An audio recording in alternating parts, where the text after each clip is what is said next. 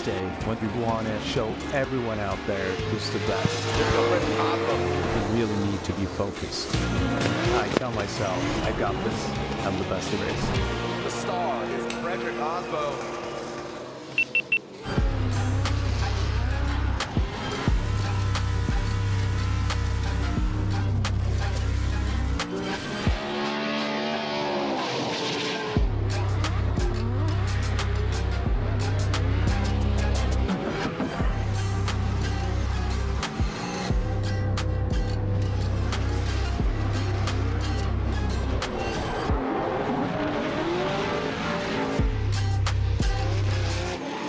Looking for what comes next, for that moment when everything finally... 1 minute!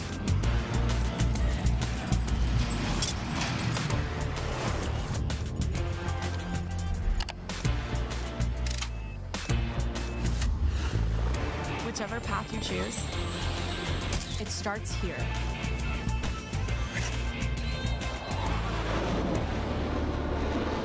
Max Gear is a high-performance synthetic gear oil designed to provide maximum protection to heavily loaded vehicles.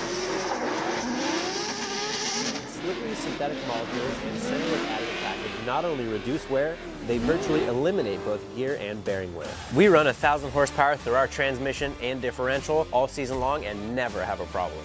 Eliminate a variable. Drift with Royal Purple Max Gear. Pour purple, Royal Purple. You can find Max Gear at O'Reilly Auto Parts. NGK and NTK is more than just high ignitability spark plugs and precision sensors. They're about growing the car community.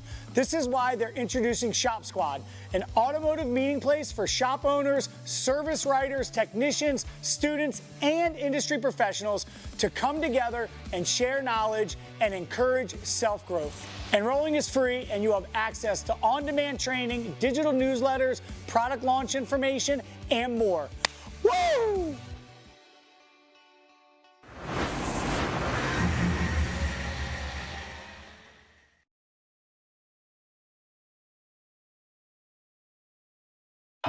We are flying into a very hot and humid Worldwide Technology Raceway. Make some noise, St. Louis. Signed, sealed, delivered. Send it. Come on. There's a lot at stake here. Already getting wild out here. Bang, look at Alex Robinson. And he tries to risk it, but ends up fighting into the dust.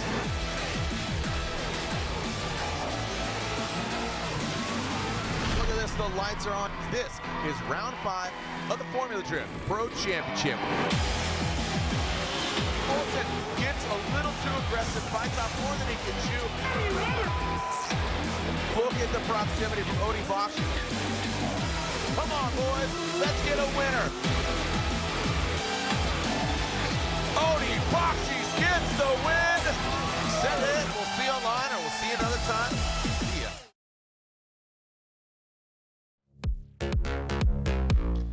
It's a beautiful day here in St. Louis. Technically, we're just across the Mississippi River, and we are here at round 3 of the Link Engine Management ProSpec Championship. See you at the crossroads. That's right, the gateway to the west, Worldwide Technology Raceway, playing host to round 3, and of course, round 5 of the Formula Drift Pro Championship. Joining me up here in the booth here today, as well as going into tomorrow as well, is Mr. Matt Sopa. Matt, how we doing, bud? Jared, I am just dandy, my friend. Dandy and candy, and it's very sweet. So again, I'm Jared Dienda. Matt Sopa here joining me here for ProSpec, both here in seating brackets as well as into the competition that we're going to see here tomorrow. And then, of course, we're going to have seating brackets for Pro later on. You're going to skedaddle. We're going to get Jacob Gettens in here. We're going to get Gettens, and then we're going to see seating bracket, and then, of course, the competition on Saturday. This season, how is it shaping up for you, man? Oh, man, there's so many big hitters and swingers here. Just we had, the first female podium last round in New Jersey, and now we got this technical course coming here where it can be anybody's game. I see some like TLOs, some guys kind of trying to figure out this course. We got some walls added that we can get into later, but it's still everything's up for grabs here, and it's going to be a really interesting competition this weekend. All outside zones, the track here, the walls being placed. The track wants to take, they have an IndyCar race here in a few weeks. Right. Want to maintain the integrity of the grass, so they basically put up some walls that really impedes into kind of the flow of it. I was speaking of Sorensen, talking about the other Sorensen. I was talking to Brandon Sorensen and Connor Shanahan up top. top on the roof up here. Great view. Also beautiful weather. Oh, yeah. Saw some torrential rain on Tuesday and Wednesday, which equated to just letting go of all the humidity for, I don't know, a month. And we've got some great weather. But Sorensen was talking about how choppy the track is. It's kind of like, okay, go, stop, go, stop. Yeah, and that's so, yeah. A lot of the tracks will start at high speed and kind of whittle down the speed and the momentum. But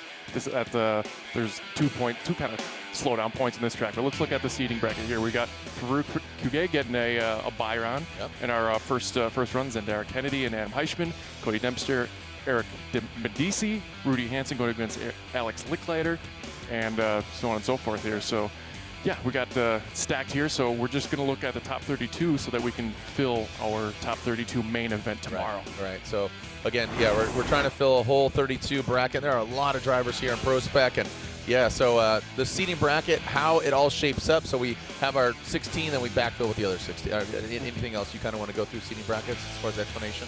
Yeah, because like versus the pro where we do a whole top 16 sort of competition, it kind of not only lets bragging rights, but seeds that tournament styles here. So all tandems from start to finish, seating bracket and main top event, top 32. Each round finish dictates the next round's bracket. So it's replacing what in previous years was our qualifying format. Yep.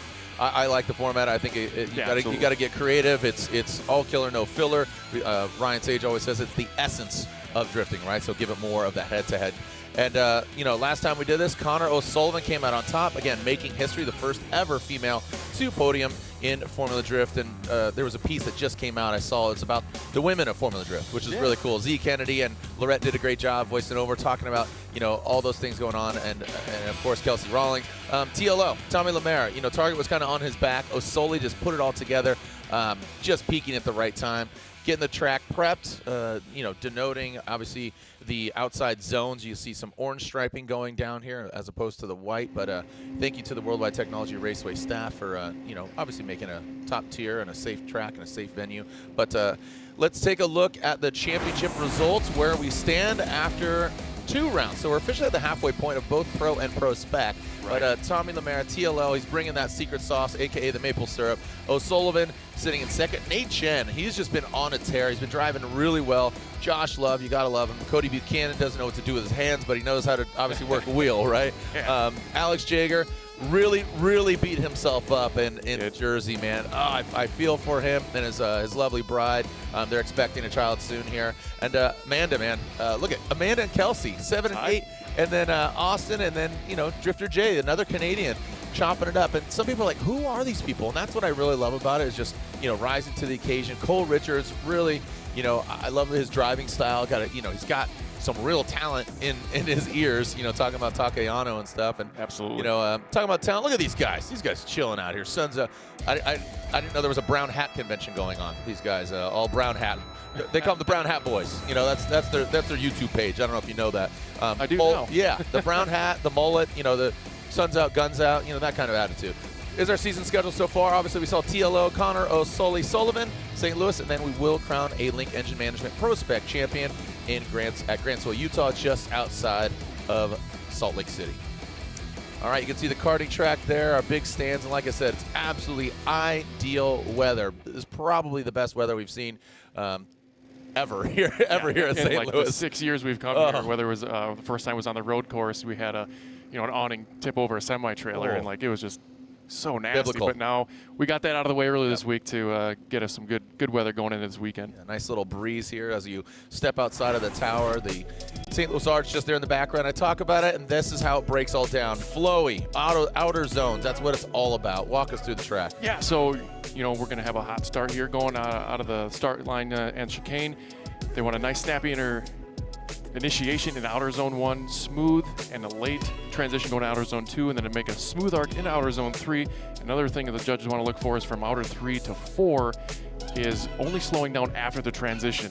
And this year is a little bit different. It's a little changing, decreasing radius going into the finish in outer zone 4, and you'll see that wall and some tires put up there, as you can see in this shot here, as the finish line hasn't necessarily moved. It's a little angled out, but it's also, like I said, a decreasing radius, which is a lot of people have already kind of mastered this more or less in the lead position. But I think the real kicker here is going to be in that chase position, because gearing here is so important. I can't stress it, because we're digging out of 2 spots, essentially, out of 2 to 3, and then getting into 4 and getting into the finish line is super important, keeping that wheel speed up, and that's why I feel like the positive displacement superchargers come into play. I was just talking to Greg Busel, Cole Richards, one of his spotters. Yeah, Cora he's works. like, Cora we can works dig great. we can put that thing in 1 gear and let it sing all day, and I'm Really? like, that's awesome. Yeah, that's good. Some of the judges' notes here that was mentioned, it's not open to the public, but bringing some of that dialogue here before you place your bets. Go ahead and place your bets now. I saw the NXT bets stats going up there, so place your bets now. Scan that QR code,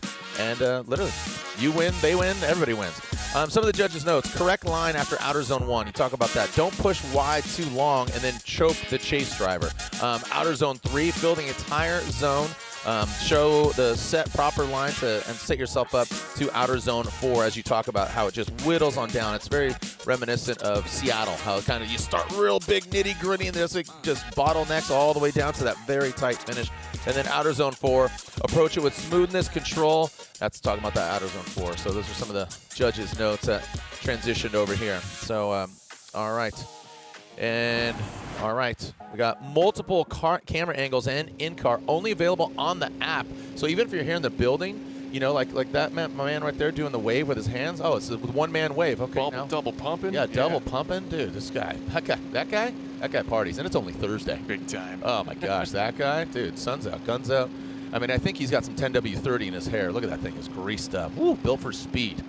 Yeah, look at that. All right. Well, again, be sure to download the Formula Drift app. You got, again, multiple different camera angles in car only on the Formula Drift app. Very, very cool. And, yeah, talking about those judges' notes again. Stay on the correct line after outer zone 2. Fill outer zone completely Z.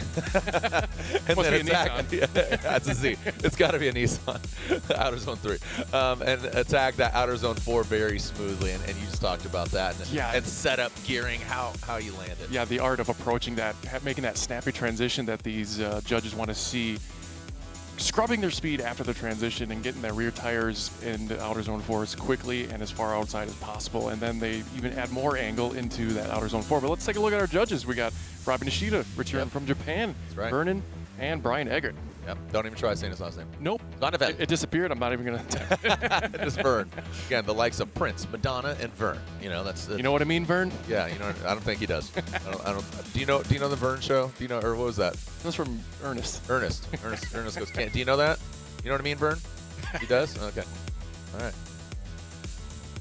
Yeah, so again, Brian Egger, Vern, and Robin Ishida. Reese Marin, he's watching from home here this weekend.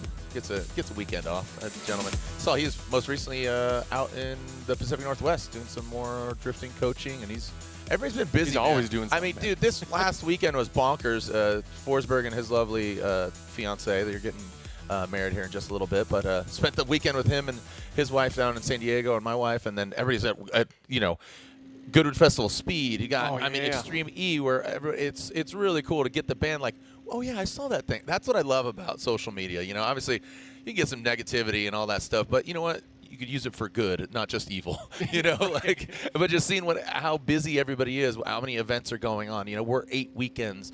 Our season, right, for pro, and there's just so much opportunity, so many cool things going on out there. We saw Ryan Turk was out there in his Stout driving that thing. That's right. Connor Shanahan was out there. He's ripping around. Mad Mac, dude, the McLaren. Did you see that thing with the rotary in it? I must have missed that one. Oh, brother. I caught some highlights, but McLaren, basically it's like a P300, but they put a P1 body kit on it, and it's a rotary McLaren drift car, 1,000 horsepower. That's awesome. Super sick. saw our boy Pastrana crash the family Huckster. Yeah. I saw that. Anyways, regardless, Goodwood Festival Speed. All the homies were there, and that looked like a darn good time. So, all right. So there's our judges' names again. But the track, this Worldwide Technology Raceway, St. Louis Arch, just off to the left, just out of shot here. But like I said, an absolutely beautiful day, a great day to see drifting, and that's the forecast for this entire weekend. So let's take a look back at Formula Drift New Jersey E-Town. What an event that was, man. Let's take a look back.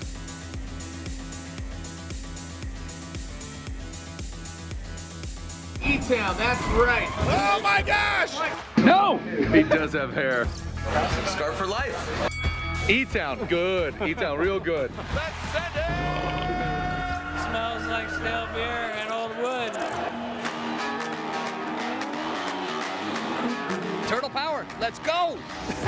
Old Bridge Township Raceway, simply called E-Town. That's right. That gentleman right there grew up drifting at this very track. E-Town is an absolute epicenter of drifting car culture, so we're going to dive into New Jersey. Come on.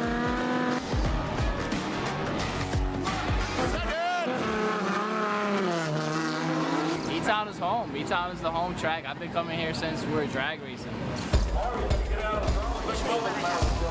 E-Town plays a major role in drifting history. So, why not talk to this guy? What up? How's it going, dog? Paid to you by the local E-Town Tourism Board. Chris Forsberg, president. Your career started here, events in 03, you know, Tony Angelo, Ryan Turk, Von Gittin Jr., but, you know, and also you created the relationship between Nap, the Nap family, and Formula Drift. This is your womb. This is your birthplace. Yeah, a little bit. This is a Mike Knapp event. Dude, I look fit. Yes. Look at this guy. Oh, look at this guy. Dude, talk about history. Look at this. Steph Papadakis used to drag race here. Yeah, we're talking old drag race history. That's exactly what I'm talking about. This gentleman, we're talking, so like, what a crazy lineage, like seeing his history, but then this place, like going from here to there, and then just laughing about, we're trying to figure out the years that we even started, and this is a pretty long time ago. It would have been the late 90s. Yep. Yeah. And so that's, what, 25 years ago? He's been able to see what the greatness that happened back then when he was really putting it down on the quarter mile. And he got to see all that and all those big crowds, and now he's getting to see this and all these big crowds. So he's got a very interesting perspective. Yeah, it opened in 1965. Is when it first opened, 4th July 1965. And from there on, I mean, it just took off. I started working here back in the 80s. I mean, we were only open Wednesdays and Sundays. The people always loved it. You know, you couldn't get a seat. Every ticket was sold out. There's nothing in this area, so if you're from Tri-State New York, 45-minute drive, you're here in Englishtown. Why not come here? Why not drift? Why not show what you have, your skills? Why not bring friends and family? For all car enthusiasts, car lovers, like, we love it. We just love being here.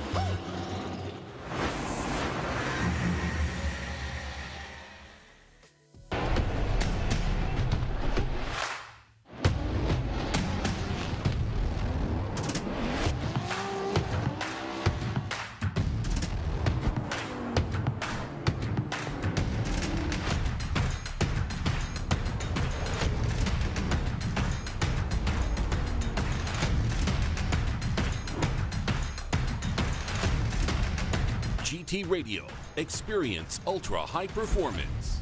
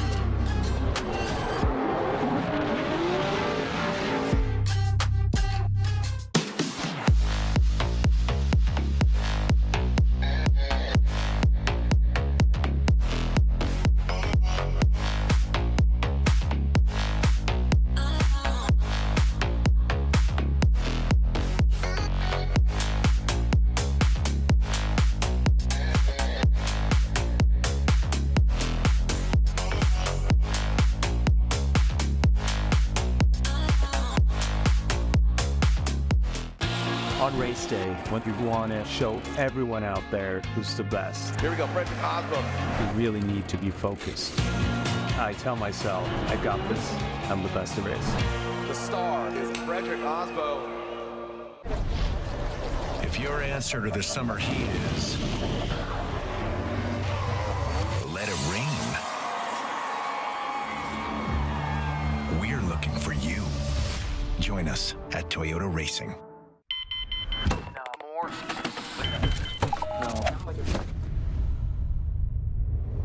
this it? This is it!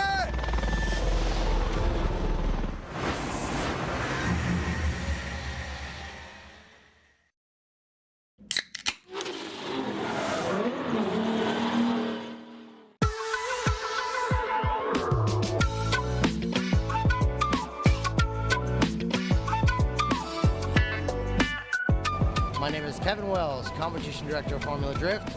We're out here in Englishtown Raceway Park, halfway through the pro season. It's been real hot this weekend, but the seating bracket went well the other day, so we'll see how it goes today.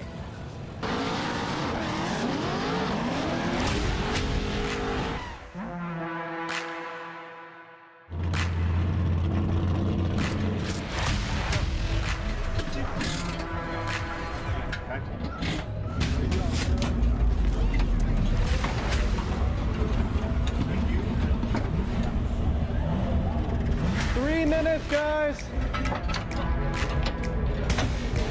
how's this going? Probably not good. We've been banned one of those lowers. The brackety guys over there. Spent most of the time getting it off. Start trying these for the pit floor.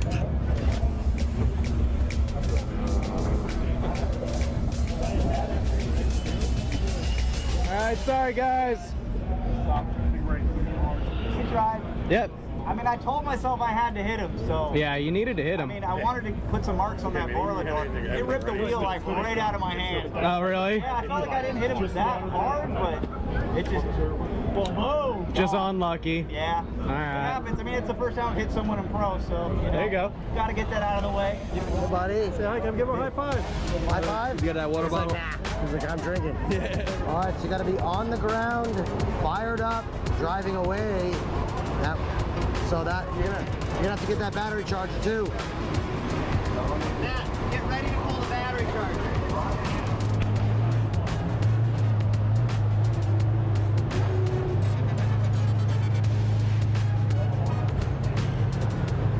What happened out there? A plug wire came out the first time or what? Dude, at the end of my warm-up, the plug wire comes out. So I'm like, oh. So we're just checking on.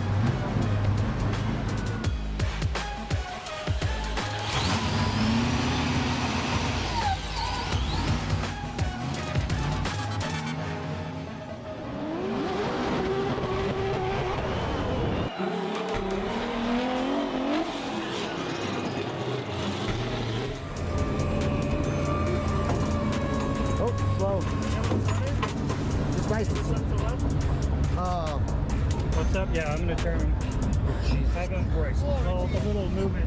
But it's a freaking bummer because I feel like the boys worked their freaking ass off. They gave me one hell of a car. My driving was everything that it needed to be, and stupid mechanical stuff. Brand new wheel studs, clean.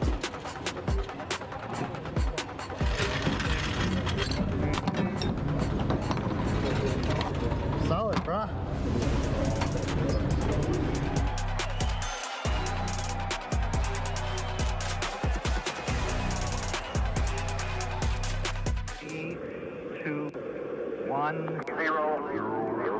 His third brake light strip started like 2 minutes, basically out, shorting out when it goes through the body. Okay, Johnny found the short. We're good, we're good.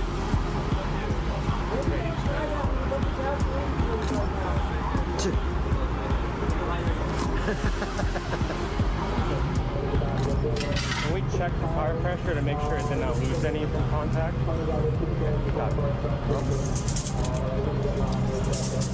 Copy. I'll let him know. Okay. The judges just changed their mind to shared fault, so you're technically on your 5 now. What? So you've got 2 minutes, 20 seconds left. 2 minutes, 20 seconds. All right, well, here we go. The track is prepped, it's clean, it's striped, and we are ready to turn and burn here. Worldwide Technology Raceway. There is a spotter's booth, but a lot of them are just up there on the roof, flying high. And I don't blame you. That's the best seat, one of the best seats in the house. We were up there just hanging out, and yeah, talking smack and, you know, old dirty panda. So So this right now, so Farouk Kawai does not have, so Farouk's locked and loaded. Farouk is in. So that Ineos Oil S chassis, Farouk from Northern California. We were to see Z Kennedy and Heishman, but unfortunately they are not to the line. So who's calling the comp timeout? Yeah, Heishman's got the competition timeout, so we're going to go to Cody Dempster and Medici. Medici is absent this round, so Dempster gets a bye run. So we're going to start this off by a free practice lap of this Corvette. Yeah, good looking car, looking to get that thing more dialed. Saw it in Jersey, had some issues, but looks you know, again, Fuel Lab, local company here. I know he's working with Derek Madison. And, whoa, buddy, got squirrely. Got squirrely Dan there. Fuel Lab Corvette. So this is a bye run for him. He will be moving on. So good old Dempster. He's gonna have to. The temperature's gonna drop by the time. Well, yeah, tomorrow. And he's gonna dial that car in a little bit and make it a little loose, man. Fill those zones, but we know you're the winner. That's usually where they turn around. So he's just putting on a show here on the bank and carrying on. So we'll see him tomorrow in our top 32 main event. All right. So again, we'll go back to Z Kennedy, but here is Rudy Hansen and Alex Licklider. Saw them in practice earlier. Licklider getting more and more refined. Hansen had some issues though, like you said, that bottleneck coming in that last outside zone 4 looked like he had some issues coming in. He lost, I don't know if he made contact or whatever, but he's. Yeah, and him and Brutsky should have the most laps today because they're doing double duty with Pro and ProSpec. So I wasn't paying attention today, but usually when Rudy is running both rounds, he stays on the 255. So we can just have a consistent car and run with that. So judging by, well, he obviously has to today run 255. So yeah, he should be getting comfortable in this car. He's getting a little more aggressive. Like as you could see in that run, we added a wall in the entirety of our initiation run up and the outer zone 1. So a little more risque. But I like it, in my opinion. You kind of, as a driver, you can use it as a guide. Yeah. It's kind of hard to see grass in the pavement with that. And stuff.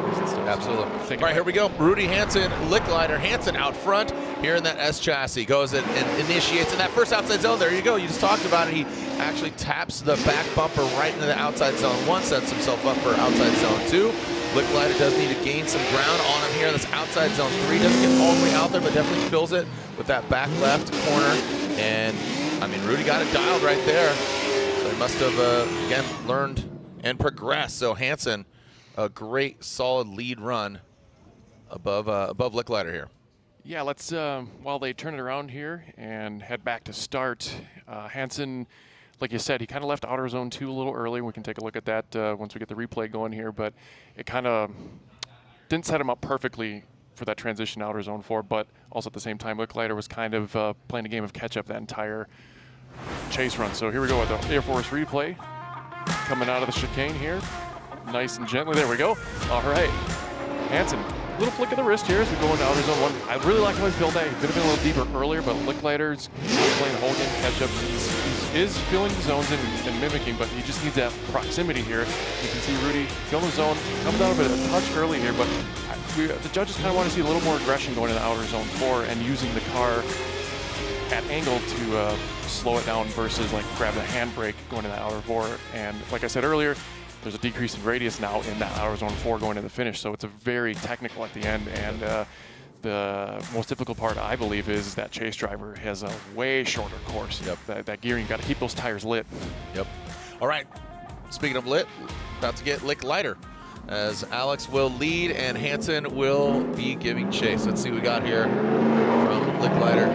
That guy just non-stop tuning. That's all he does, non-stop. All right, just joking aside, let's see what Licklider's got. Hansen aggressive from the start. Now transitioning in that second outside zone. Looks like Hansen giving a little bit more room. Now into outside zone 3. See Licklider. Oh man, just comes up a bit short on outside zone 3. That's really going to hurt him. And now into that final outside zone, he does tap it just barely, but Hansen good proximity.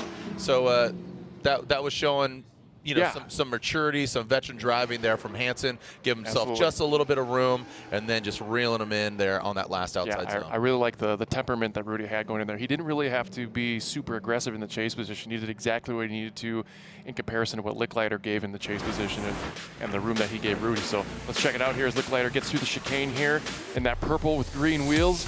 Takes a little kind of similar transition that Rudy does. Could have been a little deeper with more angle in there. I feel like he might have been fighting some grip here. And again, Rudy's doing a good job of kind of seeing what Licklider's doing here. He's very Licklider shallow in outer zone 2, very shallow angle here, not even entering into outer zone 3. Decent transition here. Rudy doing a good job of mimicking there, and he's just kind of scaled with the track a little smaller than it needed to be where he put the car in. So I feel like Rudy's at an advantage at this point.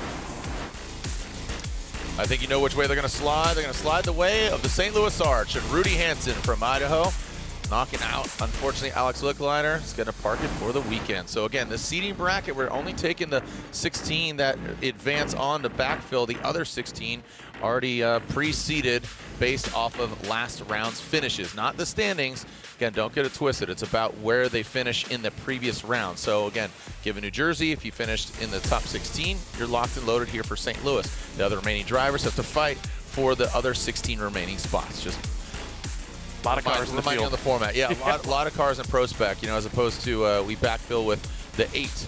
And, you know, we pre-seed 24 drivers, and then we backfill with 8. So, all right. So here we are. Now we are going back to Z Kennedy and Adam Heishman. Like the Instagram handle. Wall hugs. Wall hugs. That is clever. Link Engine Management PROSPEC. Here we go. Z Kennedy. Dang. Yeah, comes out. Absolutely on a tear right now. Ooh, big angle there from Heishman. I don't know if he's going to be able to hold on to it. Yeah, gets lost in the smoke. Threw way too much angle script, way too much speed on the outside zone 1. Now coming to outside zone 3. Looks like Z really deep in outside zone 3. Heishman way off and shallow. Here goes Z in that last outside zone 4.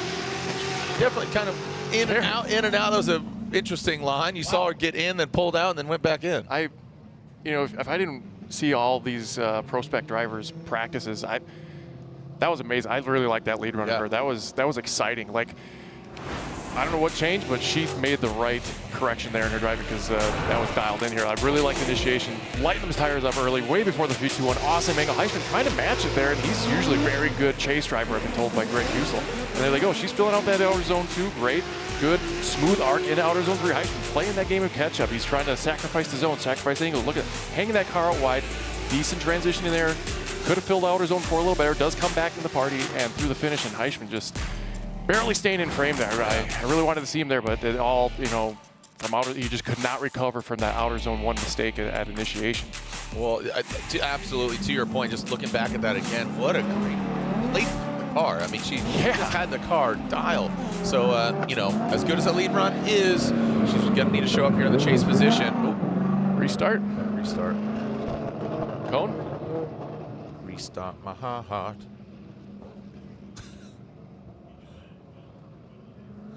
All right. Okay, so yeah, we are. Matt, you're down there on the line for the pro competition. Yeah, sure am. And what you were just asking? Oh, so how can one gain a restart? Oh, right. So you get a restart by hitting a cone, jumping the line, or sleeping for 2 seconds at the line after they extinguish. All right, here we go. So Heishman now out front. Let's see what Z Kennedy's got in that chase position. Heishman, there it is now. Oh, that's a big correction. Almost kind of choked herself off there into that second outside zone. Now going outside zone 3. And then into outside zone 4. Let's see what we got here. Oh, and Heishman, tapped the wall, straightens out. All right, so mistakes made on both sides on this run right here. Again, definitely could have got tightened up, but Heishman might have taken himself out there, and I think that was a little blessing for Z on her side. Yeah, I think she was trying to match that aggression that he had in that outer zone 1, and he was trying to match hers on her lead run. But yeah, let's check this out. That was a restart. That was a good restart there. Good call, Max. The good replay job. of the replay. So.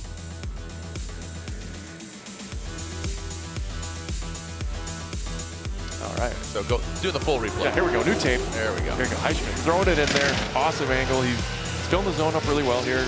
Z kind of get lost in the smoke trying to take a shallower angle, but I don't know what happened with Heishman here. Did get contact, did draw a good line. He's making up ground. He get through outer zone 3, but here's where it kind of falls apart. He transitions, hits the wall there, as you can sort of see from this angle. Here's a little better view from the eye in the sky. Going through outer zone 1, little foot brake there from Heishman. Z kind of doing a little weeble wobble there as we get into outer zone 2 through into 3. Holding on to that left foot brake through the entirety of outer zone 3. Almost goes off course where the paint is, and that's kind of sealing his fate there for Heishman, because his chase was not as nearly as approximate as Z's was in her chase position. Absolutely. All right, so here we are, sliding left for Z Kennedy or right for Adam, and it looks like Z Kennedy gets the win and advances on into top 32 competition tomorrow. So Z drives will be Z driving tomorrow.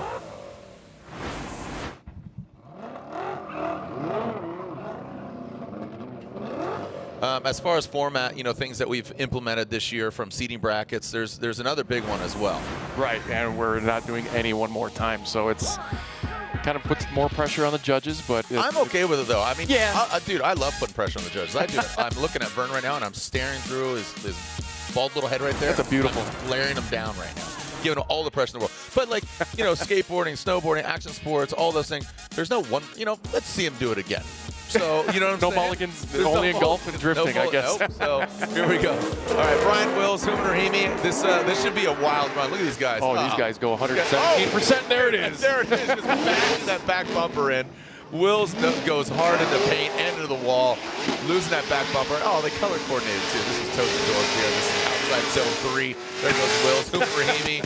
He is only Human, and in that last outside zone, ooh, comes up way short for Wills, so that's going to throw off Human Rahimi. So I'm just excited they kept it going. Like there was so much. Look at all the debris that was on the track there, and we still had technically a complete run, in my opinion. Yeah, it looked like a cotton candy explosion down there. We've been talking about Wills all year with his debut season here in PROSPEC, and how he goes about way over 100%. So there he goes. He flicks that thing in there. The wall kind of saved him, to be honest. If that was grass there, he might have went off course. So Human keeping his composure, keeping the frame. He knows he's got a big mistake.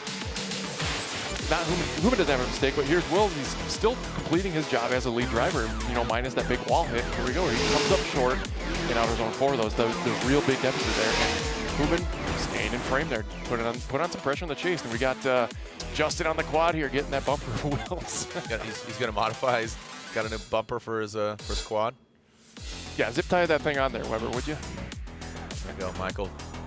Taking out some tail lights. Clean up here on aisle 1 and get them back. They are already back to the start line. Get it cleaned up, but like you said, I think to your point, the wall did kind of save Wills. One, going to the grass, 2, and he would have overcooked it. Yeah, and there's as you can imagine, this wall's added some not so heated discussions that there was a new thing to us. So whether it was advantageous or not, but I personally like it. Okay, yeah. So you said kind of at the top of the show, it makes it much more of a Long Beach type experience. Yeah. So unforgiving walls, and again they're planning on just maintaining the grass for the IndyCar race here in a couple weeks. Right, and that leads to another thing I remember about the judges is that they're counting 2 wheels off course for this round as an incomplete. Okay. And there's not many areas now that we have the walls where if you're 2 wheels off, you're in big trouble. No. I mean, I would say obviously the transition from outside zone 1 to 2, you see that rumble strip, and yes, that rumble that could eat some tires up. Yeah, and also outside zone 4. Yeah, and the rumble strip was also kind of a little bit of a grace period, Eggert said. So if you're on there, that's not off course, but it's a deduction. And such. Keep it on the black. Keep it on the tarmac. Always bet on black. What do you got here? Human Rahimi goes in. Good angle. Doesn't dig all the way into that first outside zone, into outside zone 2. Now transitioning through. Look at Wills. Great aggressive chase run here. And both them good outside zone 3. Let's see how Human, if he can get that outside zone 4 dialed, and he does. That was really well executed by Rahimi. We got contact, That's kids. okay. That's okay. It's okay? I think it's okay. Okay. Okay, well, here goes the pressure. Just feel the pressure cooker on our judges down here. Did you just cue cleanup under pressure? I did. Ding, okay, ding, ding. There we go. Look at Wills. He's making up a little bit of ground here. Human turning up the turbos on that Z as he, I thought he was a little deeper from our live perspective there, but he needed to be deeper in that zone 1. He did later fill 4 better. Wills continuing to put on pressure here. We like how smooth Human was through there, and a good transition. Wills putting on, he even bettered the angle Human had in outer zone 4, but Human filled out our zone 4 much deeper than Wills did. He wasn't very present there. So take another look here from almost our perspective here at the tower as Human comes around there, drawing the nice arc like I was talking about.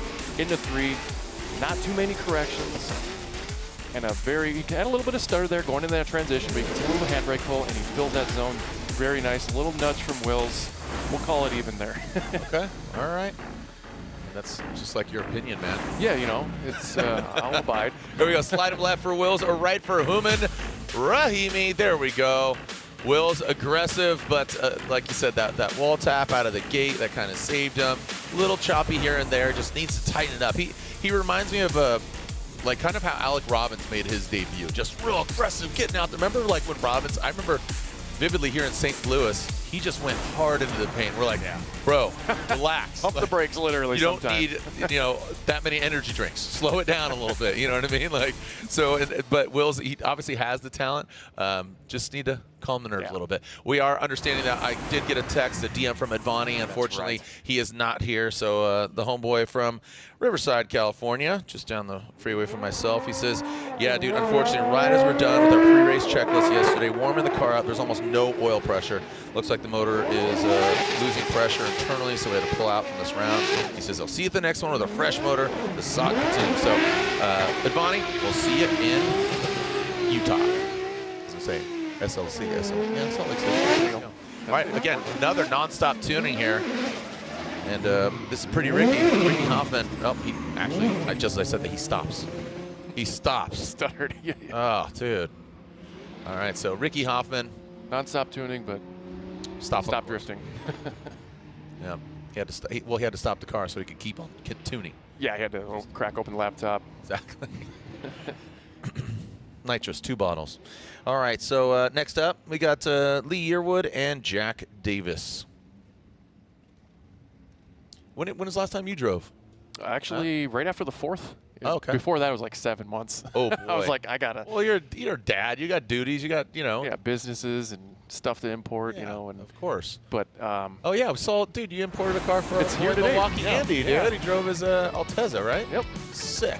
All right, Lee Yearwood. He's flying the flag of the Nappy Boy, Nappy Boy Automotive. So T-Pain and Hurt and the whole gang. So Trinidad and Tobago going against Mr. Jack Davis, and this great-looking BMW. Again, BMW's just filling the field. RB and under that hood. What's that? RB and that's right. That is right. So here we go. So Yearwood out front, good aggressive initiation. Jack Davis transitions into that first outside zone as well. A lot of smoke being thrown out there.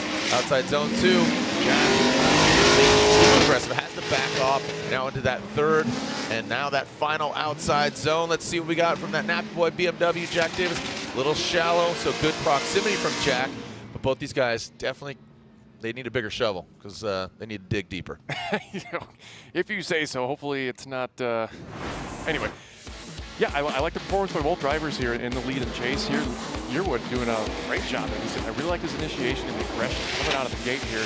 Davis, always a hard hitter there, keeping the pressure on there through that GT radial smoke as Yearwood a little late in the transition, but he pulls through that R-zone 2, digging deep with that RB, kind of pulls a little angle, a little bit of a correction there to keep himself out of the wall. Davis using that temperament to kind of time his transition nice, and Yearwood could have been a little deeper in the first part of R-zone 4, but Jack still putting on the pressure through the finish line. I really like that run. That was good on both parties. Let's turn it around, reverse it, and see what they got. Reverse it. I never remember that saying. It's all good. Rack 'em, stack 'em, and track 'em. Whichever one you want to save. So alternating the order here, Jack Davis will be out front, and Yearwood flying the Trinidad and Tobago flag on the roof of his vehicle. Like I said, that was kind of announced at the beginning of the season, but now it's official with the Nappy Boy Automotive sticker on the door. Let's see what we got. Oh, he's roasting him. But might look cool, but you need that proximity. Let's see what we got. Yearwood. Jack Davis, look at that. He bashed that back bumper in. It's a big duck club. A lot of duck club kids. And into that third outside zone, Jack. He is absolutely, smooth. Took words out of mouth. Well done. Yearwood comes up short on that last outside zone, Jack. Woo! That was a little nerve-wracking there. It looked like he almost was going to stall that thing in the outside zone 4. And Yearwood just could not hang. Yeah, that's the trend I've been seeing in our Zone 4. They are using all the angle in these cars, no matter what the chassis. You almost think they'll loop it like we saw Davis almost do it here, but Yearwood didn't put the pressure on as much as Davis did in his chase. Let's check out Davis leading and Yearwood chasing here as they go into outer zone 1. Could have seen a little more aggressive as Davis, a little more angle from him, but kind of ejected his bumper there, filling outer zone 2 really well. I like his smooth arc into outer zone 3. Yearwood still trying to play the game of catch-up, pulls out a little bit there. He kind of had a little bobble in the transition. I think that's why he wasn't as close as he needed to be in outer zone 4. Jack pouring on the smoke. Not drawing a perfect smooth line in outer zone 4, had a little bit of a correction, but I don't think it's enough to knock him out. So let's see what the judges have to say after those runs. It was very entertaining. I really like what both parties put on the table there. Neither of those are Mustangs. Do you like them? We like your. I love giving you crap. You know what? That is okay. Make it modular. No, we all love razzing soap up here. Yeah. And then we'll send you back down to the heat. Get back down here. We stay in the tower. You go back down to the track. All right, here we go. Yeah, Max, dude. T2 down there, about to give the verdict. Slide him left for Yearwood, slide him right for Jack Davis, and Jack Davis gets the win. Deechworks BMW. Look at that guy. That guy right there. He'll sell you some insurance. You know, if you know, like when you go down alleyway and it's like you approach Jack Davis, you keep walking, like you don't turn around. That guy looks like a teddy bear. You know, the wireframe glasses.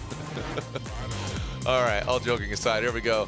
DJ Stubstad and Joshua Stewart, Las Vegas, Nevada, and Olympia, Washington. So Stubstad,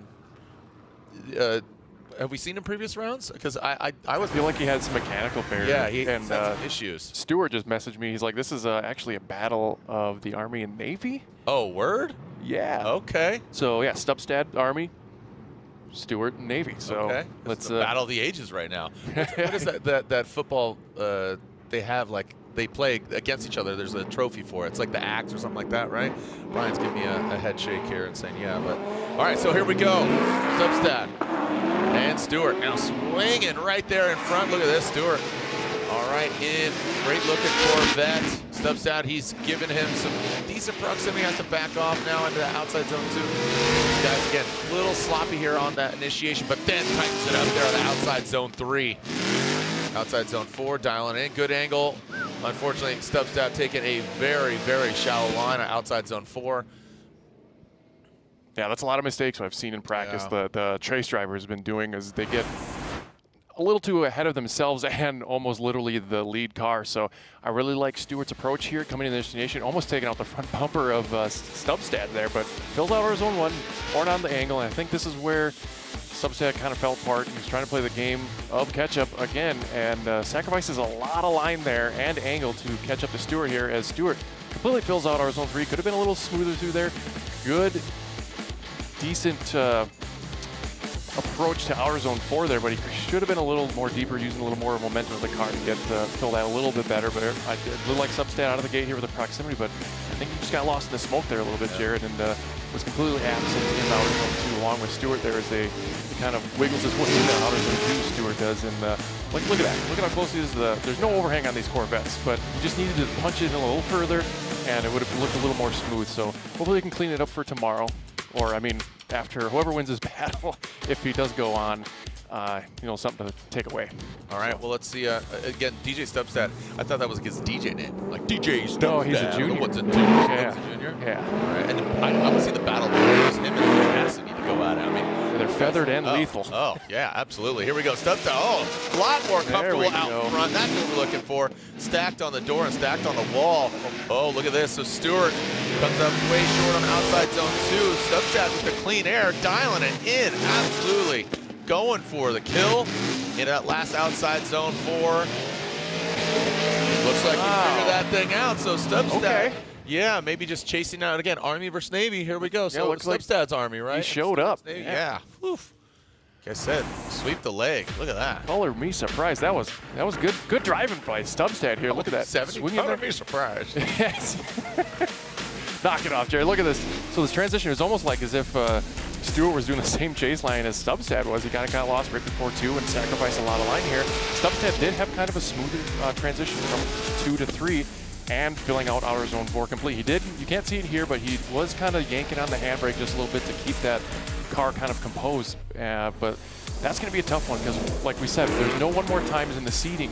So they're going to really have to make a tough call here, as if we had to go lead to lead, chase to chase. It's a real close battle here as we take another look at it from the Air Force replay here, kind of from our perspective in the tower, as Stewart kind of puts some friction on here, but wiggle into that outer zone 2, and Stubstad looking, you know, we haven't seen much of him this year, but he showed up to St. Louis. Oh, that was absolutely really well done there.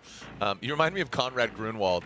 Conrad always say like the old school sayings like, "Whoa, let's paint the town red and burn it down," or like, what did you say? Color me surprised. Yeah, jeez Louise, I don't know, my back hurts. This is a little jingle jangle. Oh boy, from 5:40 a.m.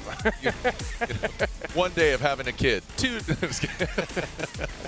1 year of having a kid. We're pushing 2 now. He's going to be 2 in December. I thought no. You have another kid. You just announced it like publicly. Bye, Becca. Hey, there he is, Stubstad. So again, Army versus Navy, Z versus Corvette, Stubstad versus Stewart. Yeah, you can tell we haven't had a decision yet. There's definitely some deliberation going on. Has he got the flag there? Yeah? Yep, that's the, I want to say that's the Navy. Yeah, he's throwing the flag, dude. But no shade. Stewart fam drifting. The Trapper Keeper livery there. That's such a succinct way to describe that livery. That's right. I think I had that same Trapper I definitely Keeper had that when I was in 2nd grade. Absolutely. My pencil case, you know. Trapper Keeper. Trapper Keeper. All right, trying to see a couple different perspectives, couple angles here for our judges. Do they want a side-by-side or? I think they're drawing a picture on an Etch-a-Sketch right now. Oh, well, don't shake it up too much. Shake it up. The cars, all right. Yeah. My dad had that tape, that's the only reason I know that. Yeah, I throw references out, and sometimes you're like, I don't know that one. Just keep feeding me, so baby bird. Anyway, yeah, look at this side. BC Racing custom coilover side-by-side low. You'll see very similarities in the chase and lead position from both drivers here. You can see Stewart pouring a little more angle out of outer zone 1, but you can see Stubstad kind of a little mistake going in outer zone 2, where Stewart's a little more composed until right there as it's through outer zone 3. Stubstad a lot more deeper into the outer zone 4 by a few yards, I would say. So if there was anything to judge, to weight that judgment on, would be that outer zone 4. I believe that's the big split in the driving and where they had the cars on the course. Well, and also Stubstad, you know, he kind of got choked up by Stewart out front in some of those places where he couldn't really go anywhere. So. Right, and they both got, like, if both cars were the same, they almost look like the same. So here we go. All right, Army or Navy, Stewart or Stubstad? Looks like DJ Stubstad. What an upset. DJ Stubstad gets the victory. Like you said, haven't seen a lot of him this year, but he shows up here in St. Louis. The fist pump from Stubstad. Great Odin's Raven got the locks. Great googly moogly. Great googly. Jeez Louise. All right, well, we'll come back with these two old guys talking about these young guys down here on track. Thanks for joining us here. Again, this is round 3 of the Link Engine Management ProSpec Championship. We're halfway through our seeding brackets. The yellow names, they're advancing on. The ones in white, they're to the right. We'll see who is advancing on from those other battles. Don't go anywhere. We're here at Worldwide Technology Raceway.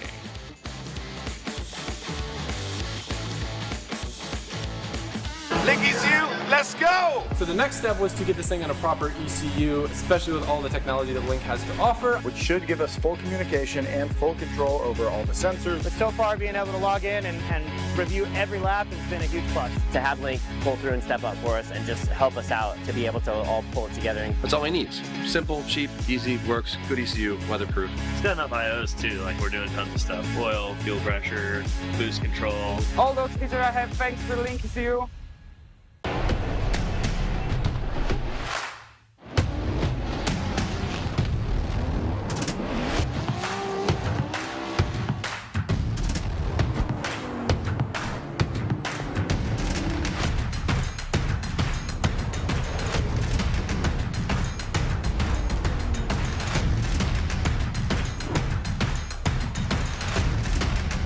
GT Radio. Experience ultra high performance.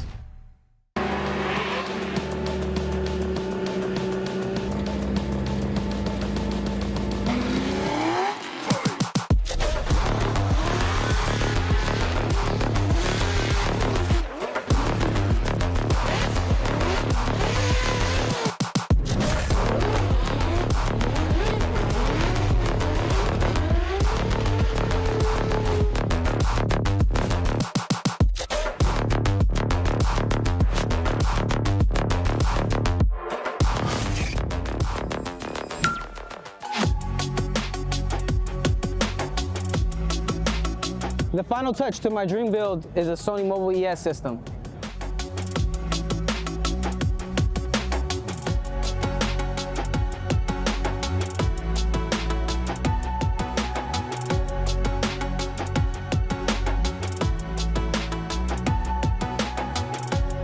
Time to cruise with Sony Mobile ES.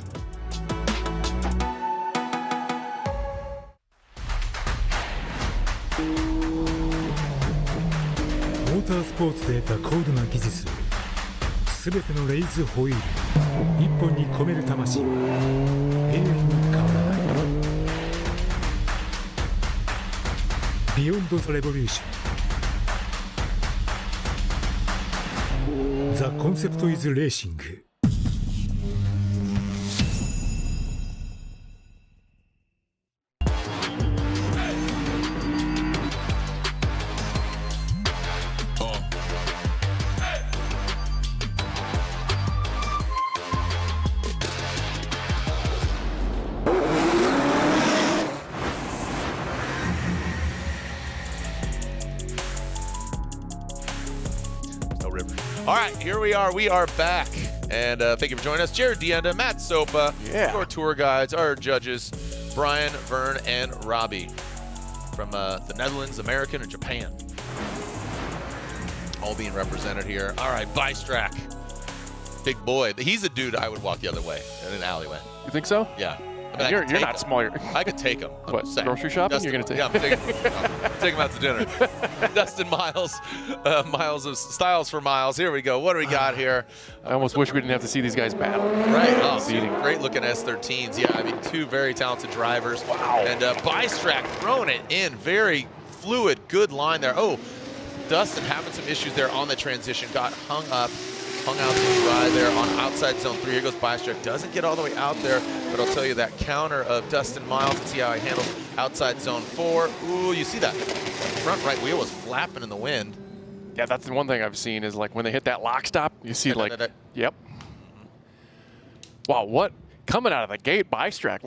That was amazing. Like I wish that continued through the rest of the course. The excitement kind of tapered off, but let's check this out. That JZ, both JZ cars, both S chassis, and just a smooth arc into that transition. Dustin 90 degrees there, and he kept it together. I don't know if they're going to count that as an incomplete because he didn't fully spin out.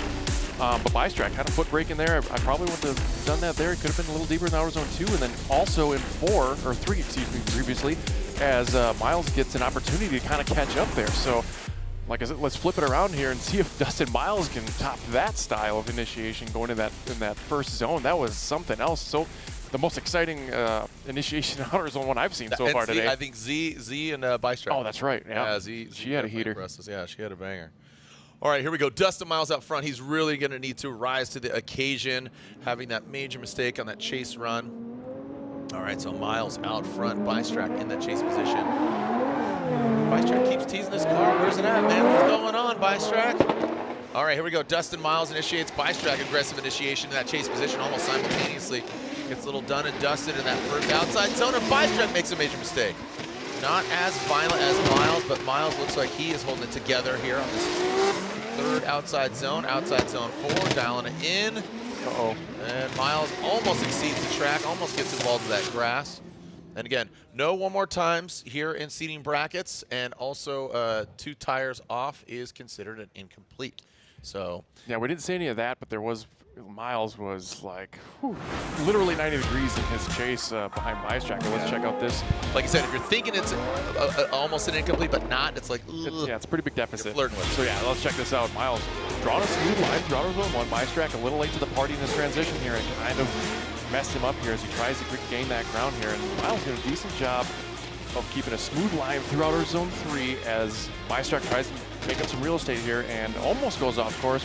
I don't even think it was one tire off, but Bystrak was still in the frame, still trying to pour on that GT radial smoke to make up some ground in the chase position. So it can go either way here, I feel. So taking another look here in the Air Force replay as Miles and Bystrak come out of outer zone 1. You can see Bystrak kind of came out of the smoke a little late, too far ahead into that pocket that they want to be in that chase position as Miles keeps his composure, going through outer zone 3 with that rear pink wheel, and then he goes in outer zone 4 and pulls it off, makes it look smooth. You couldn't tell that he was like, he could have been frantic behind that wheel, but the car looked composed and intentful going through the finish line. All right, as they await, our judges await a side-by-side, and here we are, our BC Racing side-by-side. Just a side. Okay. Little failure to launch there on the left. Yeah, so we can see that mistake on Bystrak on the right here, and we can take a look at Miles. It wasn't, so we can kind of consider an incomplete, a 1 formula drift, 2 formula drift, yeah. You know, a 2-second straighten. It wasn't quite that in his chase position, but in my most humble opinion, I feel like it was a bigger mistake than Bystrak had in any of his chase.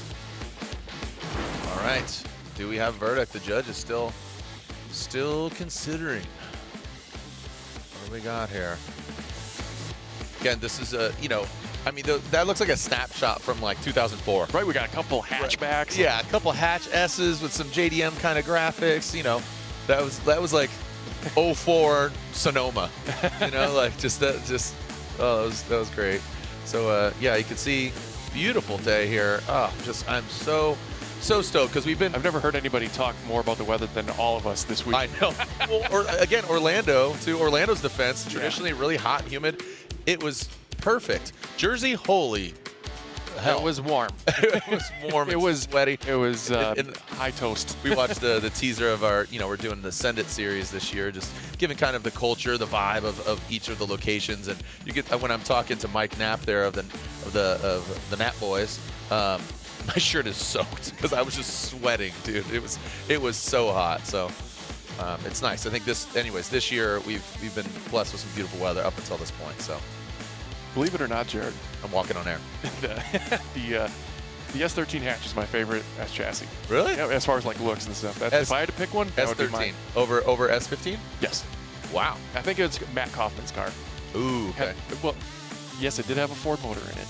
But his style of the exterior had nothing to do with the motor, but I just liked how he had his put together. Like fighter pilot. Yeah. You know, had that. Yeah. And Coffin, we saw him last night. Yeah, in Appalachia. He's having a blast. So, all right, Bystracker, Miles, and look at this. Miles gets the victory. All right, headset for the judges. Brian, throw on that headset, buddy. You know, you got some splaining to do. You got some splaining. Vern, go ahead. You talk, buddy, because you get a lot of smack talked about you because you just don't shut up, Vern. So I'm joking. Miles, like what happened? Yeah, we did say earlier this year that we're going to put more emphasis on the lead line, and we all agreed that the lead line was just a little bit better.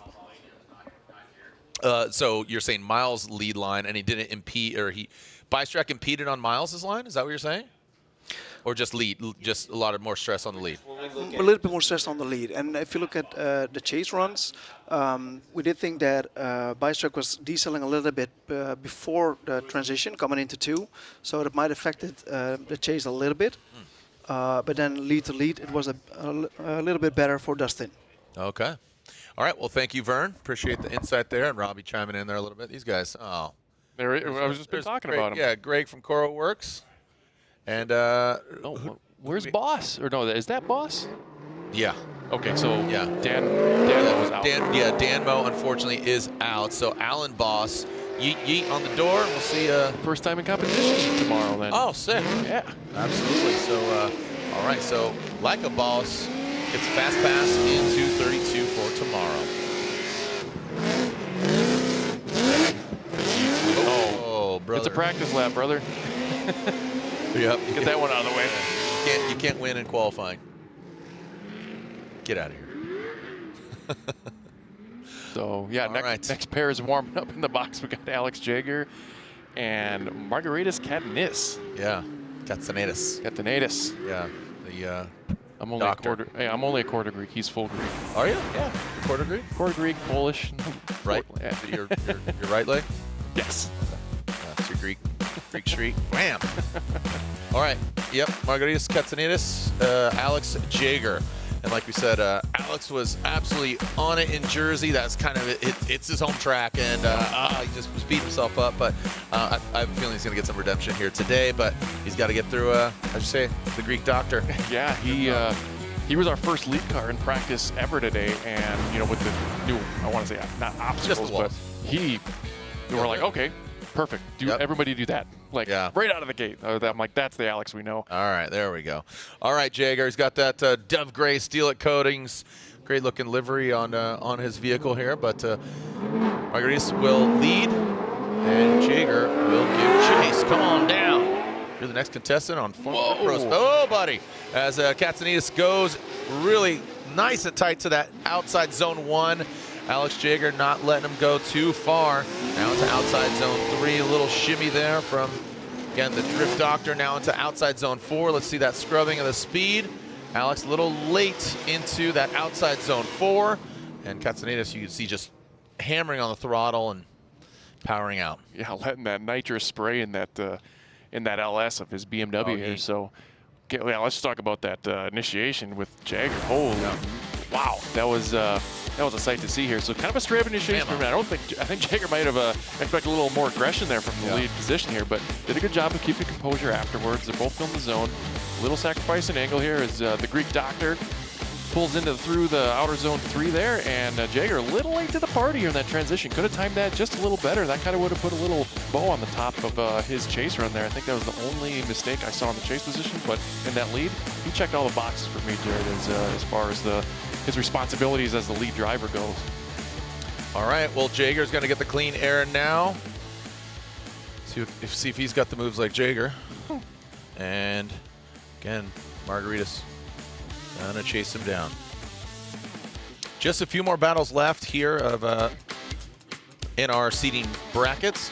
And again, in Pro, we do whittle it down to have, again, that winner overall of the seating brackets. In PROSPEC, we just whittled down to 16, stop there to fill the top 32 bracket for tomorrow's main event, round 3. Here we go, Alex Jagger.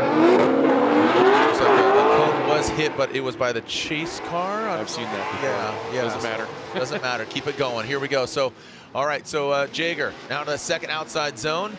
Good angle from him. It's like I said, just a lot more confident there in that lead position.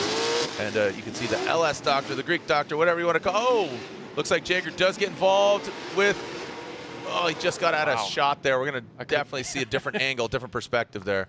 Yeah, I couldn't quite see over the balcony here and how that transpired there. But, yeah, that's kind of what we expect from Jagger. Just doing a good job of refining his lead run here, as I think it was a little more polished than the drift doctor here as we go through outer zone 1, and he's right there in the picture. A little left foot braking from both parties here as they do a decent transition outer zone 2.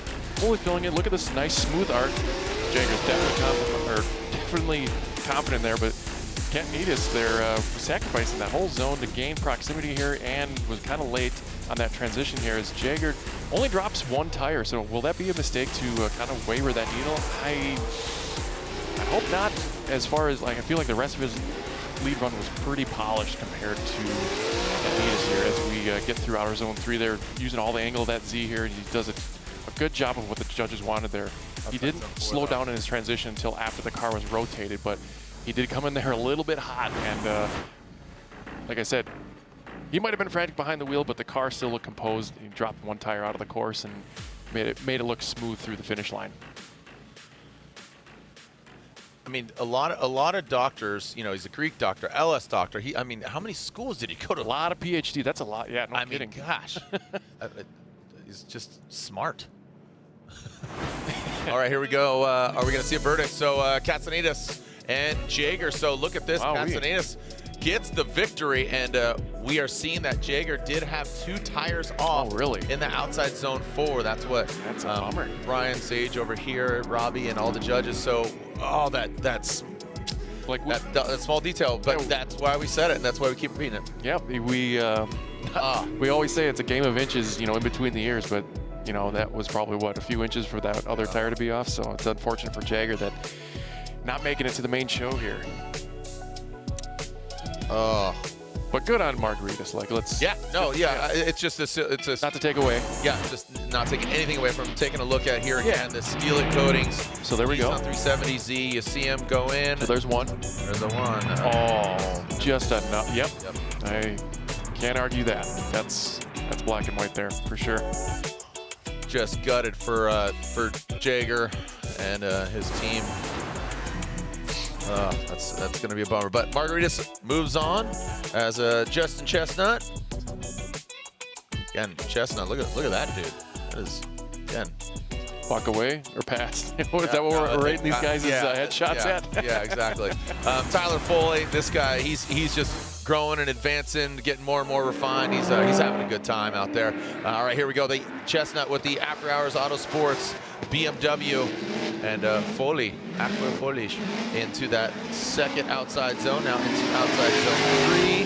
There goes Chestnut, gets it in there, and Foley gets way aggressive on the transition to outside zone 4. Ends up making him really shallow here on that final outside zone. So yeah, there's a lot of give and take there in that zone 4. Like, there's opportunity to catch back up, but you're sacrificing a lot of angle in such a little or a large portion of the bottlenecks in. Yeah, so here we go.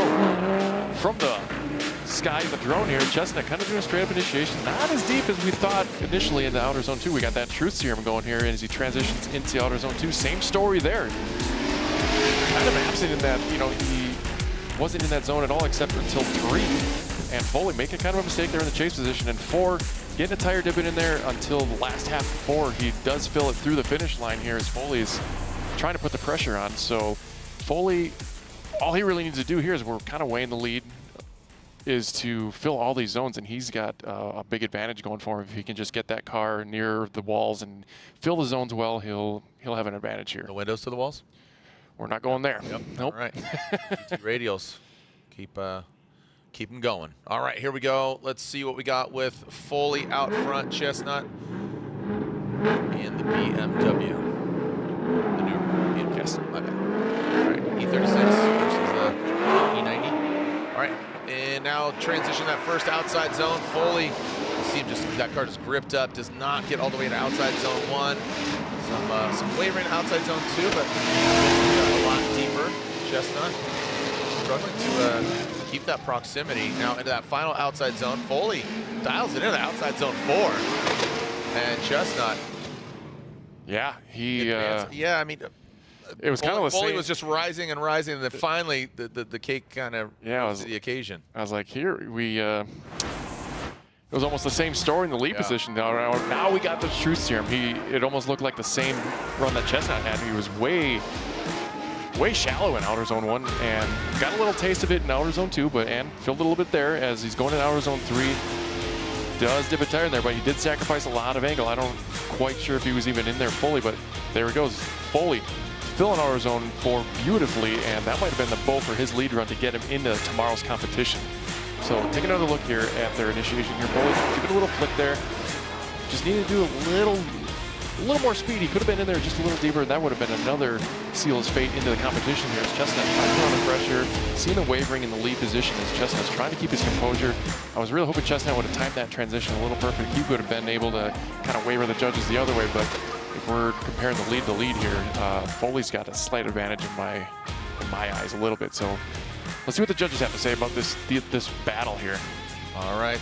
Yep. Let's see what we got. Chestnut, Foley with the Wild Irish. Here's overhead, the truth serum. So again, Chestnut leading on the left, Foley on the right. Liked his initiation. Both of them pretty strong. Chestnut, you see, has to back off. He regains that proximity. Outside zone 3. Foley a little shallower than we saw Chestnut. Foley, this is where it ends up biting him. You see how shallow he was. That's right. Yeah. Yep. so quick to forget that first run. So that's still, yeah, almost like comparing apples to hand grenades when you do that. Jeez. All right, let's see. Do we have a verdict? Slide him left, slide him right. Chestnut or Foley? Robin Ishida rubbing a hole in his hair over here, pounding, racking his brain. All right, slide him left for Chestnut, right for Foley. Let's see what we got. No one more times, kids. No one more times. Here we go. Left for Chestnut, right for Foley. Robbie says Foley. Vern says Chestnut, and Eggert says Chestnut. Justin Chestnut gets the win, just edging out Tyler Foley. So, yeah, I think is that the first non-unanimous decision we've had so far? Okay. Yep. Yeah. So again, yeah, that was a tough one. Obviously, the judges even thought so. Yep. And again, just there at the end, Robbie was the last one to input his verdict. Yeah, way to give him hope. Who do we got there? Brandon McDowell and Dimitri Brutsky pulling up to the line here. Real heater. It's another one of those battles that you'd hate to see in the seating, but this is the way the numbers are drawn. Yep, and you know, multiple ProSpec championships underneath the belt of Brutsky. Again, as you said, doing double duty. B. McD throwing it down out there in Orlando. Doing a bunch of events out there. They got Black Friday events. Oh, look at this. And the Juku Racing Z comes a-blazing, man. Look at that. Absolute rocket. Can't even see Brutsky. There he goes, poking that nose of the BMW. Never settle into this third outside zone. McDow. Trigger, dialing it in. And Juku Racing, Nissan Z. Now finally, outside zone 4. Quick little, he saw that clutch kick. Kept him going out there. Well, yeah, a little squeeze of the handbrake. Yeah, so McDowell is one of the few turbo LSs here. Human's got another one here, so I wonder if that was an advantage to get digging through the outer zone too. But check it out here with that quick initiation from McDowell, and Brutsky's right there with him, keeping the pressure on, but comes out through the smoke. And McDowell well got a tire into the outer zone too. As Brutsky puts on more pressure coming through outer zone 3. And check out the timing of the transition here as Brutsky very well mimics that transition, is even deeper in outer zone 4 than McDowell, but does keep his composure as they cross the finish line. Good job by both parties. That was a good performance. Good job. All right, well, let's take another look. Take another look. Here we go, McDowell. Absolutely white out Brutsky there, but like you said, pokes his nose out there and puts on the pressure here. You kind of see him, as you like to call it, massaging into that outer zone 3. You know, that was the only like kind of waiver I seen from McDowell out front here with the clean air as they finish it out there. Brutsky doing a good job of maintaining that pressure with the lead run he was given. All right, like you said, this could be a top 16, a grade 8 battle. Yeah, here they are. Unfortunately, one of these guys is gonna hang out tomorrow. Just gonna kick it. He's gonna give the tours. Yeah. All right, so here we go. Dimitri Brutsky out front. McDowell in that chase position. Brutsky, good aggressive initiation. Really puts the back end of that BMW dialed on that first outside zone. There goes McDowell. Look at nosing in. Good proximity. Would like to mimic that angle. Has to back down a little bit into that outside zone 3. And let's see if Brutsky can refine that outside zone 4. McDowell goes in hard. And once wasn't enough, I guess. Wow. All right, and you know, there's no decel area. Again, the judges want them to naturally, with the angle, slow down the vehicle. So McDowell does have to anticipate. Yeah, you know, in the back of my head, I was saying McDowell's really got to lay one on here on Brutsky here, but it was a little too late and too much at the end of the run there. But Brutsky doing a good job of filling out our zone 2. Contact here. Here's one strike. McDowell reels him back in as Brutsky plows through outer zone 3. Good transition here, McDowell. Trying to take the pass here. There's no inner clips here, Brandon. You can't pass, and then he's like, all right, strike 3, I'm out.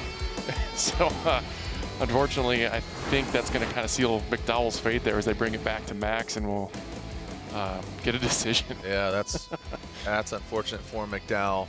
As exciting as you know, all that contact is, it's just a bummer to see him kind of taking himself out. Yeah, I think that's going to be the case, and we'll make it official here.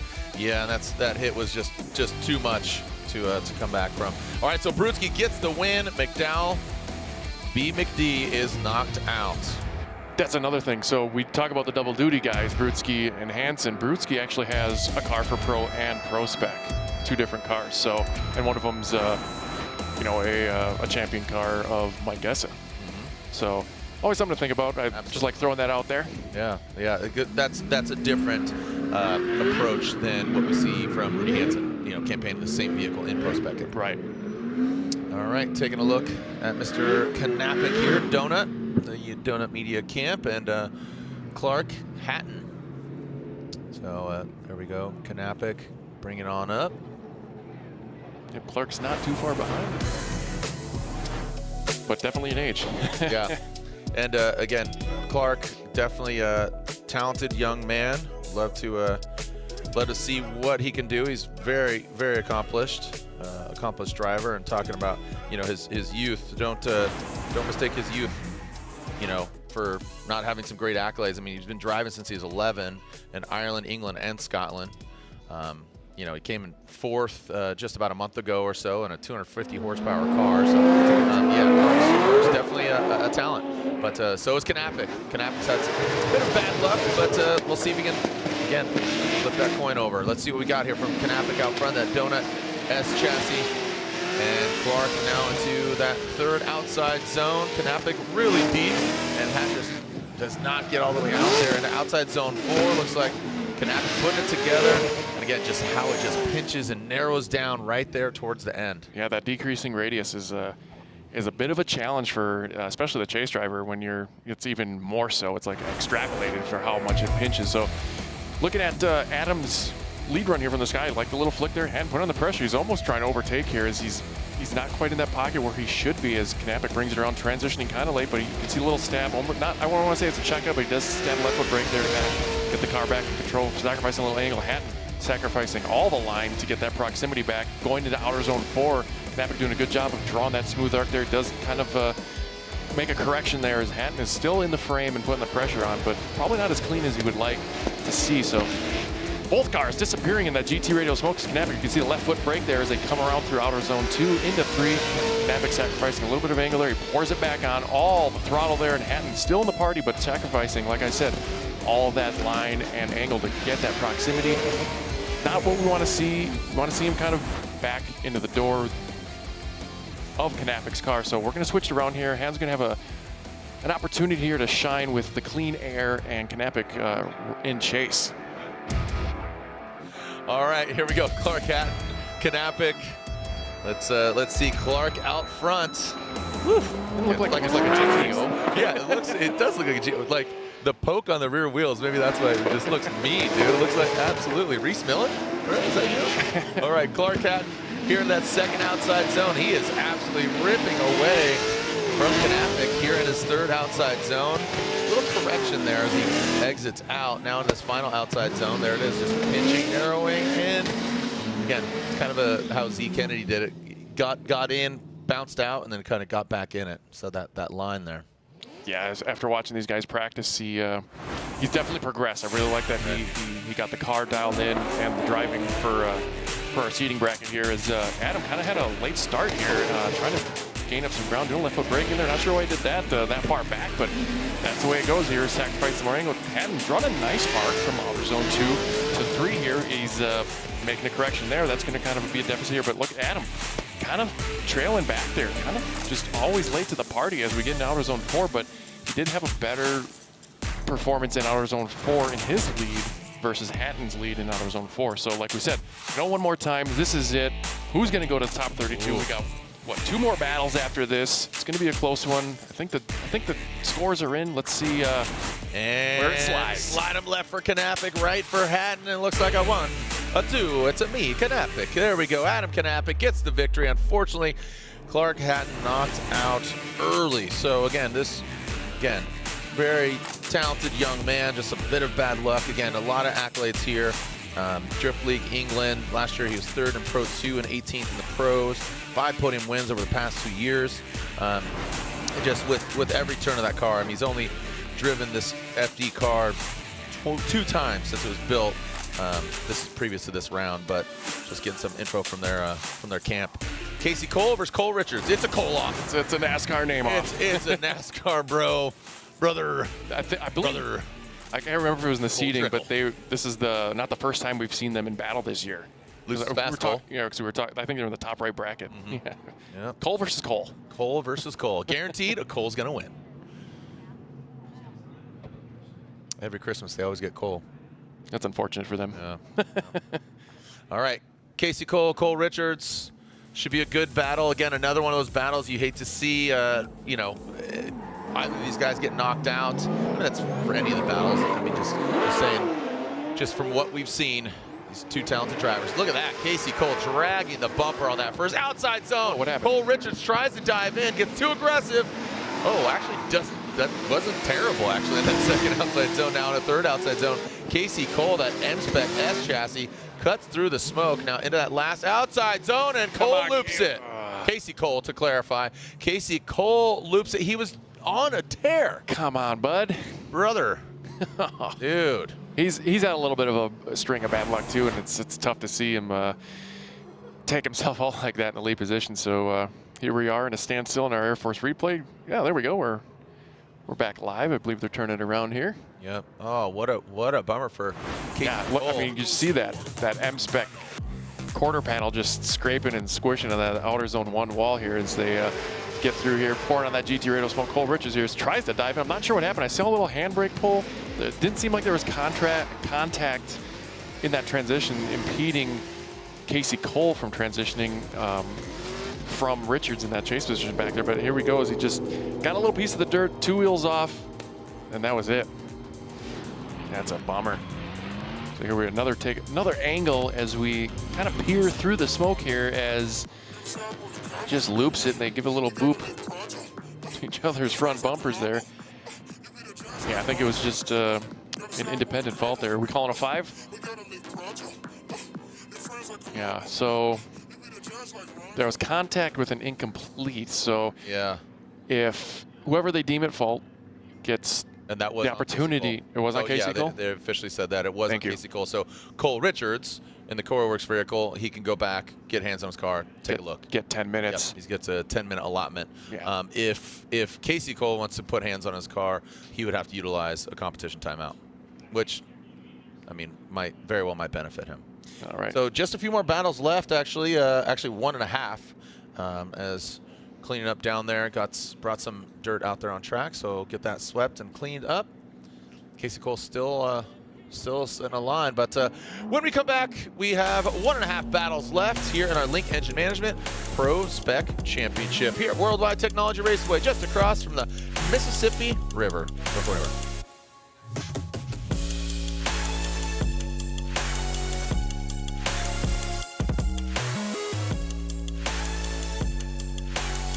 Is there an argument about whether pumice or walnut shell is the best abrasive in your hand cleaner? Not anymore. Fast Orange Premium brings the 2 abrasives together in one great heavy-duty hand cleaner that includes advanced skin protection.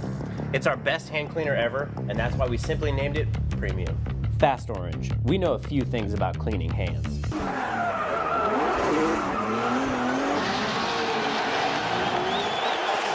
Welcome to the streets of Long Beach. Look at that. It is a beautiful day here in Southern California.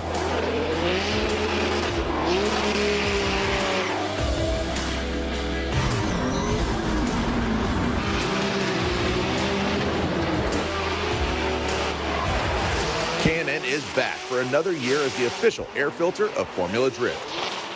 James Dean. Oh my gosh. I'm just flabbergasted by James Dean. There goes Ben Hobson. Big. Woo, uses all the course.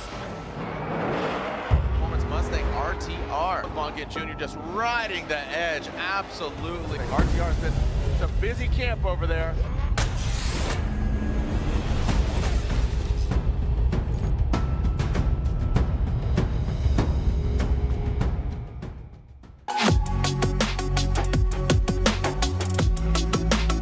The final touch to my dream build is a Sony Mobile ES system.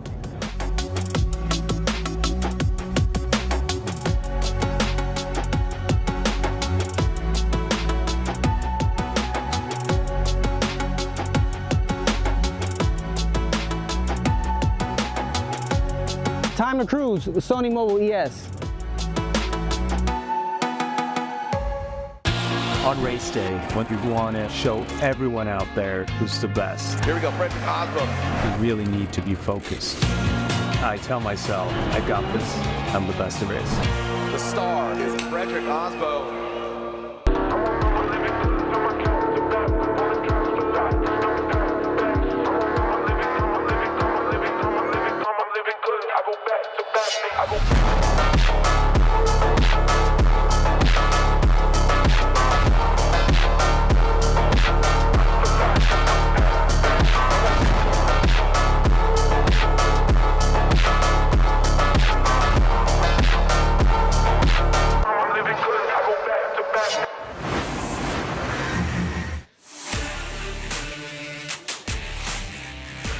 All right, welcome back here to Worldwide Technology Raceway. Jared Dienda, Matt Sopa, your tour guides here for round 3 of the Link Engine Management ProSpec Championship, and of course, round 5 of, or well, not you, but we'll get Jacob Kettens up here.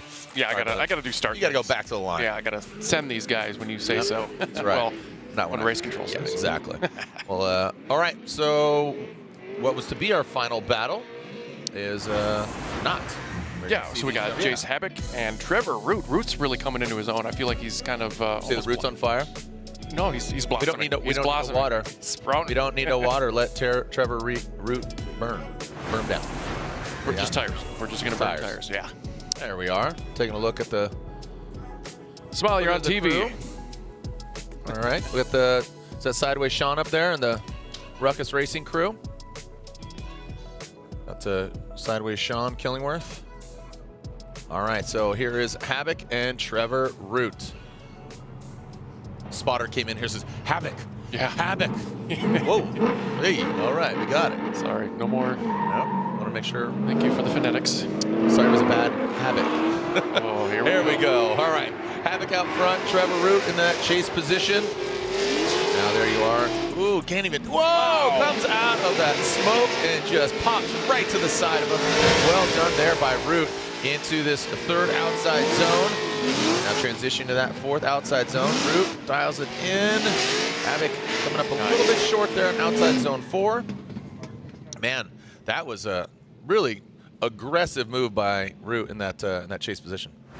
Yeah, that's like one thing we look at is when you're chasing first, you really gotta put the pressure on because you're not sure how your competitor is going to do the chase because you got no other chases to make up for. So look at that. Well, just right in there. Was it luck, talent? Let's just keep rolling with it. Root's doing a great job here. He's starting to come into his own in the series as he transitions into outer 4 here. Like we said, this has been kind of a pinch point for the chase car, and he kind of recovered there really well. I like what Havoc was doing there in the lead position as well here. Putting out a good lead position for Havoc to kind of chew on as we get through the smoke and outer zone 2.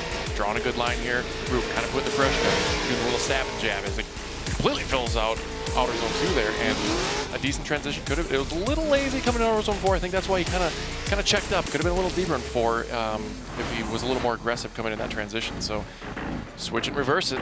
I'm expecting a confident lead run here from Trevor Root, just given on how aggressive, and he had the car in the right places, and Havoc gave him a good opportunity to chase him down. So absolutely. Here we go, Trevor Root out front.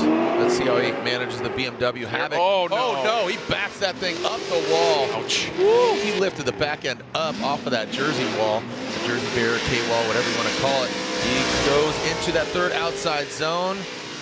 Merely scratch, merely flesh, you want to bite your ankles. Here we go in that final outside zone for Trevor Root. I talked about him being aggressive, but just absolutely overcooked the back end Bavarian sandwich there. And there we are seeing Havoc come to a halt. That's a big deficit on Root. Like we needed that aggression, we needed that style. It was just a little bit too much, but the wall kind of saved the run again for him. As exciting as it was, it's going to be a deficit under his part in the lead. But look at that. Yeah, he would have had that thing almost backwards going into outer zone 1, but kept the show going as Havoc pouring on the smoke, making up some real estate, going into outer zone 2, out of outer zone 3.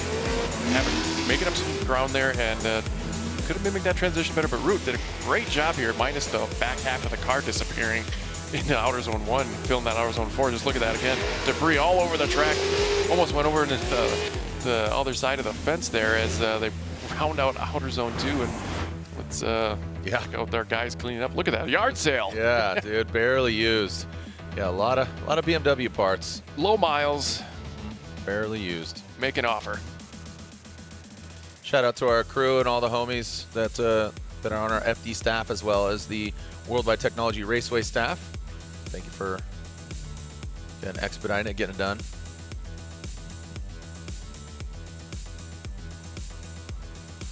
All right.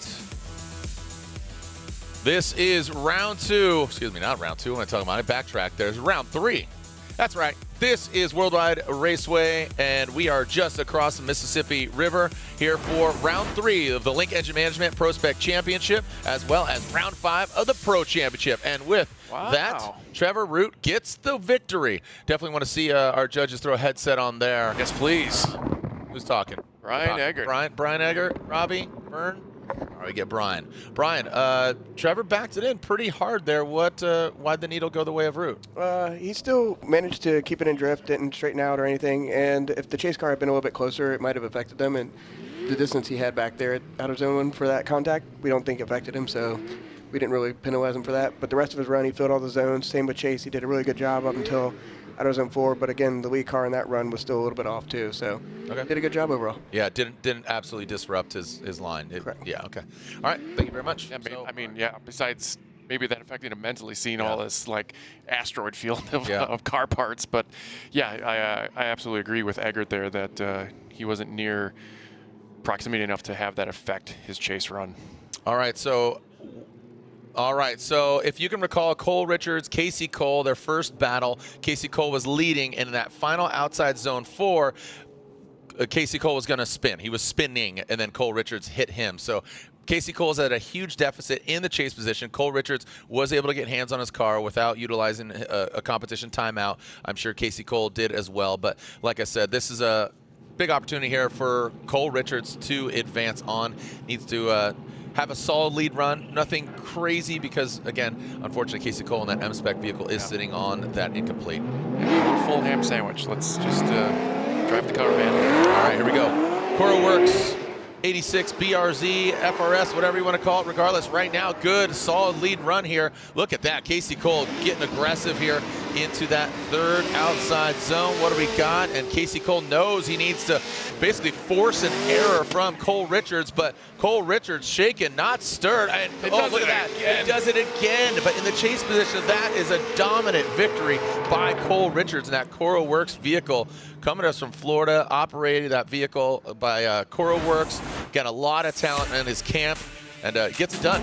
Well done. Yeah, hats off to Cole Richards on doing a good job here, feeling all his responsibilities. But let's look at Casey Cole being an absolute bully in the chase position as they round out into outer zone 2, man. If he could have matched that kind of aggression and precision and not spun it, that would have been definitely going his way. But look at Richards here doing a nice job of transitioning to outer zone 4, completing his run, and unfortunately for Casey Cole, that's going to be the end of his weekend, and we won't see him in competition tomorrow. That's a big blow there. So let's make it official here.